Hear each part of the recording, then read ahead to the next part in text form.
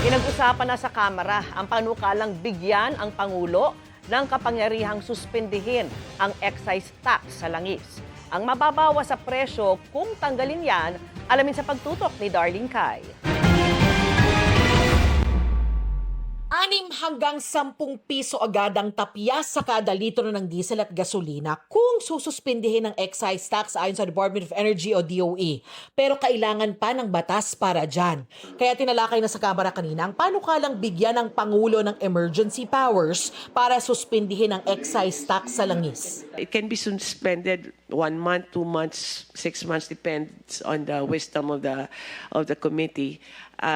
But it could be a limited authority on the president. What is up for consideration is not the abolition, but rather just the empowerment of the president so that the president can validly make a decision whether to suspend, to reduce itong ating mga excise tax on fuel. Suspensyon sa excise tax na ang pinakakayang galawin ng gobyerno. Ang mismong presyo hindi pwedeng pakialaman dahil sa oil deregulation law. We do not have the powers to regulate the price. We monitor, they report, they justify, but DOE does not have teeth in that sense because of the law, Mr. Chair. So they report to us on what their plan is. Mahalagang makontrol ang taas presyo sa langis na nagpapamahal ng presyo ng bilihin. Halimbawa, sa presyo ng kuryente. It can cause 16% increase in the price of electricity. So that's significant if this keeps on going and going. So ang nagbabayad ng 1,000 piso, ang babayaran niya ay 1,106.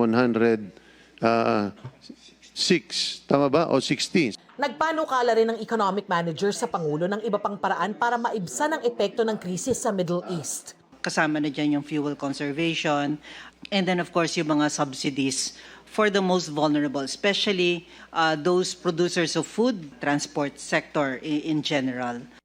Sa Miyerkules, nakadakdang magkaroon ng pagdinig ang House Ways and Means Committee tungkol sa panukalang batas na nagbibigay ng emergency powers sa Pangulo na suspindihin ang excise tax sa mga produktong petrolyo.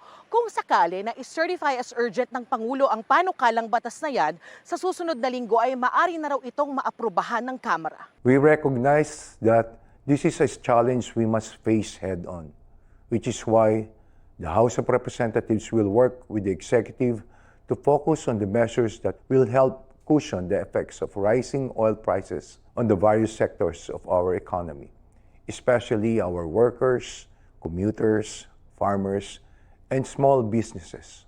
Pag-aaralan na rin ng Senado ang paghahain ng parehong panukala. We'll discuss it and hopefully we'll be able to come up with something that would be able to address the would-be problems that we will be encountering. Pero bukod sa pagpapasa ng batas tungkol sa emergency powers, napapanahon na rin para sa ibang mambabatas na pag-aralan kung dapat baguhin ang oil deregulation law. Para sa GMA Integrated News, Darlene Kai, nakatutok 24 oras.